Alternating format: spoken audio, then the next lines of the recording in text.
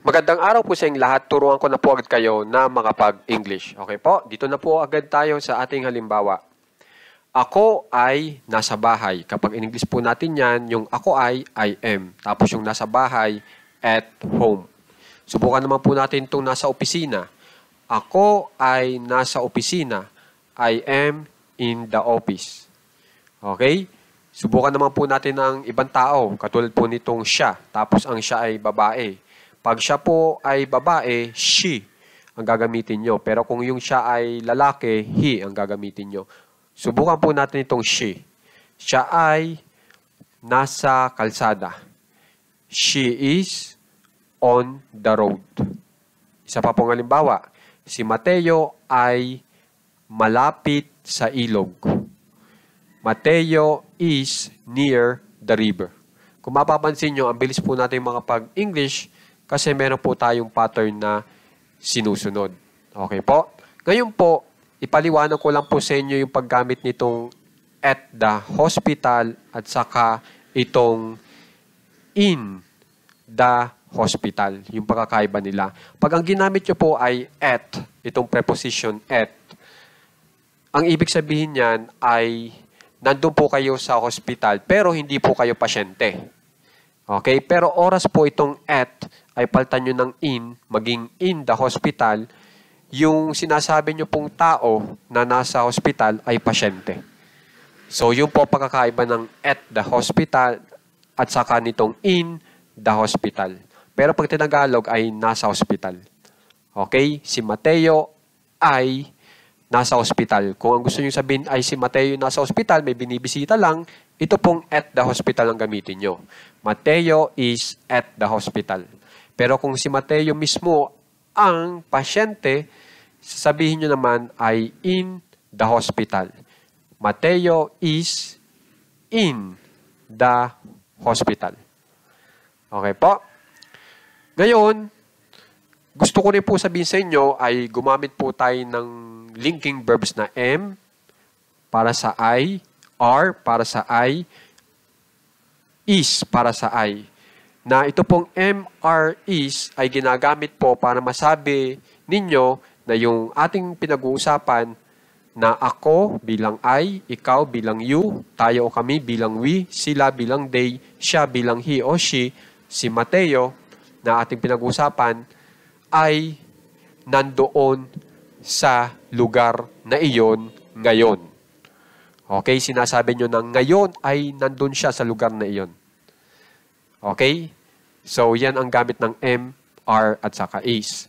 Bali, ang am po ay ipinapareha sa salitang ako, na kapag in English ay I. Yung are ay ipinapareha sa salitang ikaw bilang you, o kaya itong tayo o kami bilang we, o kaya itong sila bilang they. So, tandaan nyo na, pag gumamit kayo ng are, pwedeng ang gamitin yung pag-uusapan o yung taong sinasabi nyo kung nasaan ay itong you, we, they.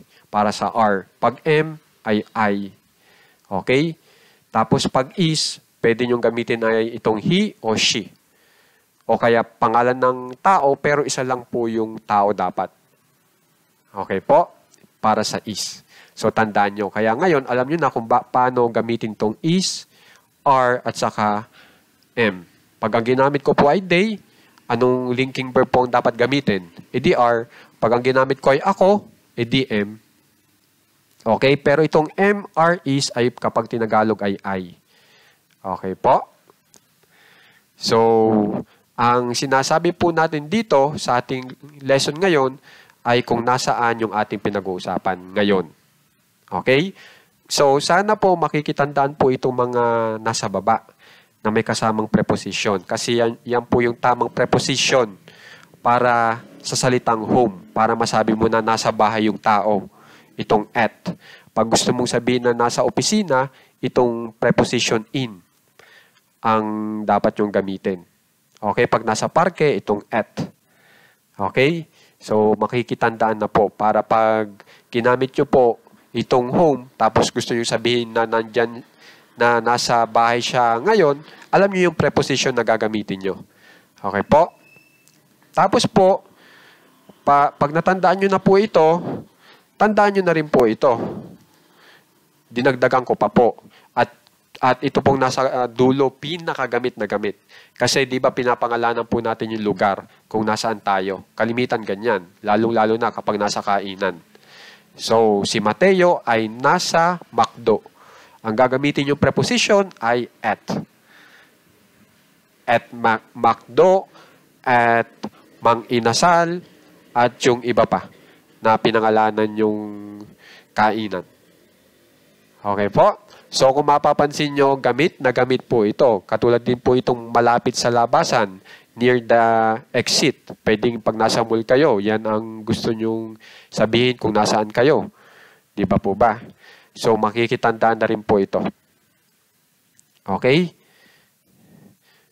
At saka, ito.